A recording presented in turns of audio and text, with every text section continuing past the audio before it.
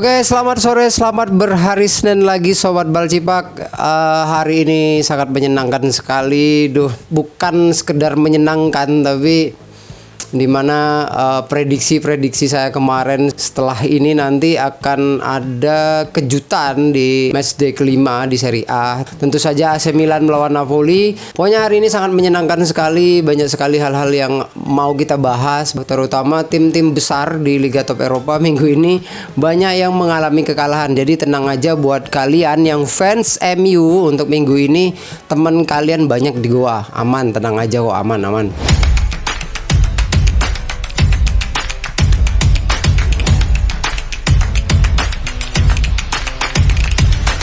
Oke, yang pertama dan utama dan yang paling utama tentu saja yang akan saya bahas adalah AC Milan. Bagaimana di minggu ini, sesuai prediksi saya kemarin, saya udah menebak bahwa AC Milan akan menyalip Napoli di minggu ini. Dimana beberapa pertandingan yang lalu AC Milan 4 kali berturut-turut menang tanpa kebobolan. Sesuai prediksi saya kembali lagi bahwa AC Milan, Allegri khususnya, sudah menunjukkan boleh dibilang oke lah ya. Selama ini mungkin masih di tahap tim-tim kecil menengah ke bawah gitu ya.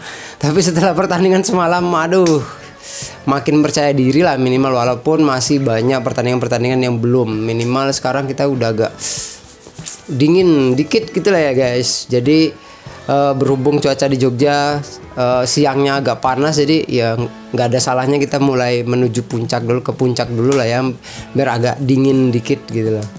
Walaupun memang masih banyak pertandingan, masih ada 33 pekan lagi yang akan dihadapi AC Milan dan tim-tim Serie A yang lainnya.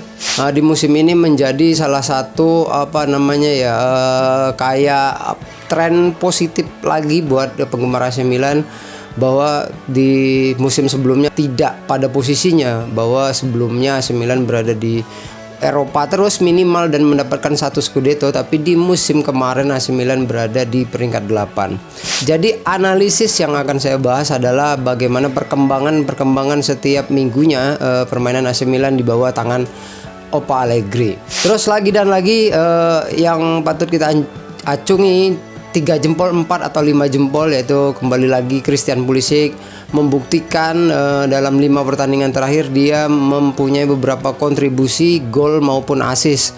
Jelas sekali dari gol pertama, akhirnya si salesman Alexis Salamaker membuktikan dia bukan cuma sekedar mainnya bagus, bisa ngasih, tapi semalam dia juga membuktikan bahwa dia bisa ngegol yang ciamik dan epic banget di menit ketiga, membuktikan bahwa Alexis Salamaker memang layak sebagai pengganti pemain-pemain sebelumnya setelah dipinjamkan dari Bologna.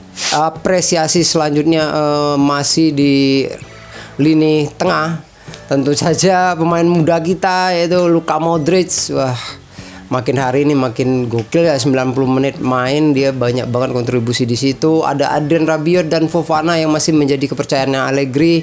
Semalam menunjukkan betapa solidnya lini tengahnya AC Milan dan penyerang kiri kanan. Mungkin di sisi tengah striker tunggal kita Gimenez masih belum bisa mencetakkan gol karena memang sepertinya dia salah posisi atau emang instingnya di lini depan itu masih kurang kayaknya ya. Tapi sejauh ini ya udahlah, kita coba lihat dulu beberapa perkembangan dia di Serie A. Ada Coppa Italia juga. Ya mungkin musim ini AC Milan hanya fokus 2 pertandingan itu aja di Serie A ataupun Coppa Italia. Terus sangat disayangkan di back kemarin di menit masih awal banget babak kedua, harusnya ya kalau bukan memang Estupinan kartu merah itu, saya yakin sekali itu kemarin sempat prediksi 3 atau 4 gol. Dengan PD-nya saya berani bilang bahwa Milan akan menang 3 atau 4 gol. Sangat disayangkan sekali, nggak tahu itu secara penglihatan mata saya sendiri kenapa bisa kartu merah.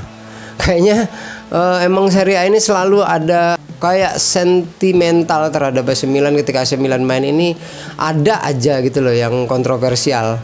Ya mungkin ada tarikan dari Estupinan di bajunya Di Lorenzo, tapi menurut saya pribadi itu kuning masih oke, tapi untuk merah kayaknya wah itu udah berlebihan sih ya.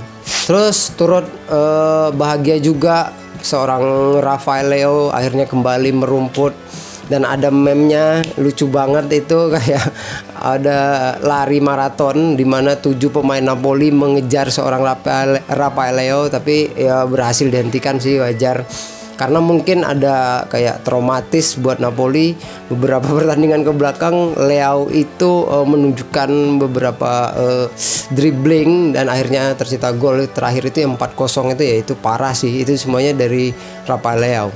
Terus kembalinya pemain ke-12-nya AC Milan, gokil sampai merinding, gila. Itu chance-nya kembali terdengar di San Siro, bro.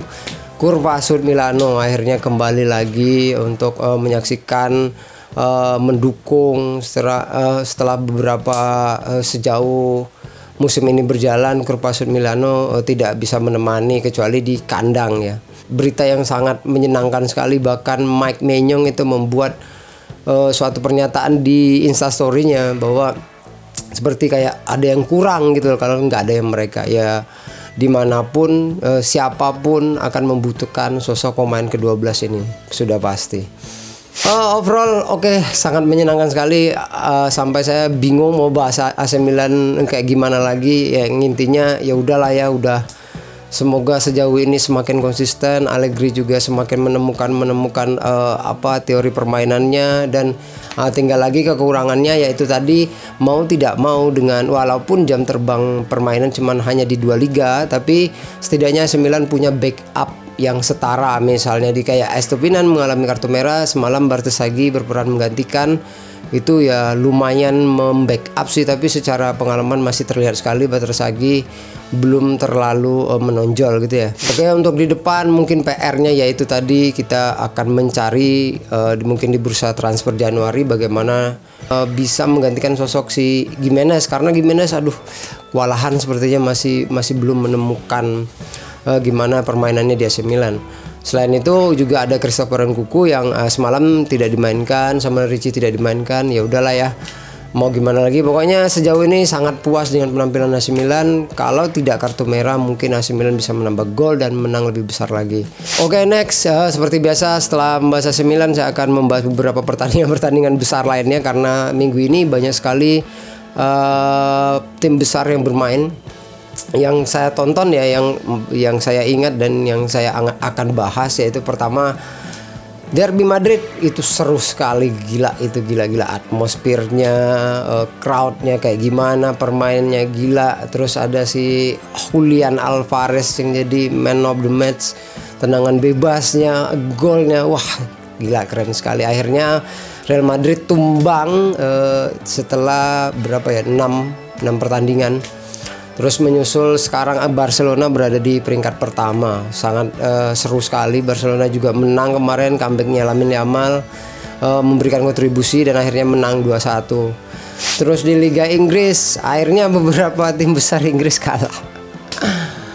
Mungkin mereka kayak kasihan mungkin ya sama MU, masa tiap minggu itu kalah mulu ya, nggak ada yang nemenin gitu loh. Jadi ada Liverpool juga kalah, ada Chelsea kalah, City menang ya.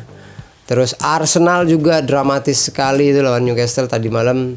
Gol menit-menit akhirnya si Gabriel. Ada Merino juga sebagai pemain pengganti yang akhirnya menang di kandang Newcastle di St. James Park. Oke, sangat seru sekali kemarin. Juga di Serie A Inter menang. Terus Juve ya kayaknya kembali lagi ke eranya Mota.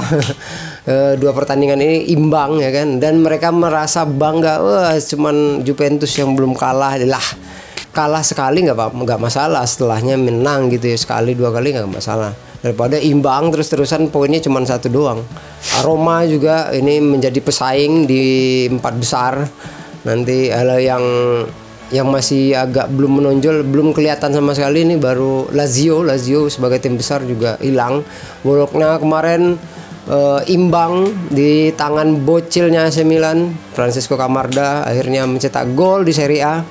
Oke, mungkin itu saja. Pokoknya saya sangat senang sekali, mungkin semua Milanisti berbahagia minggu ini. Untuk fan MU, semoga tabah terus, semoga klub Anda selalu menjadi klub bahan konten ya, karena menurut saya semuanya udah garing banget buat dibahas ya. Karena kalau MU nggak kalah, MU ya konten kreator nggak ada konten, bahkan artis sekalipun orang yang nggak paham bola akan membahas MU gitu loh, nggak ada sangkut pautnya. Jadi memang ya udah takdir kalian itu jadi klub konten aja ya, mending kayak gitu, lebih seru gitu loh daripada menang-menang ya mereka nggak ada konten nanti kayak gitu. Jadi semangat terus buat fan MU, tenang aja, minggu ini banyak teman kalian di Goa.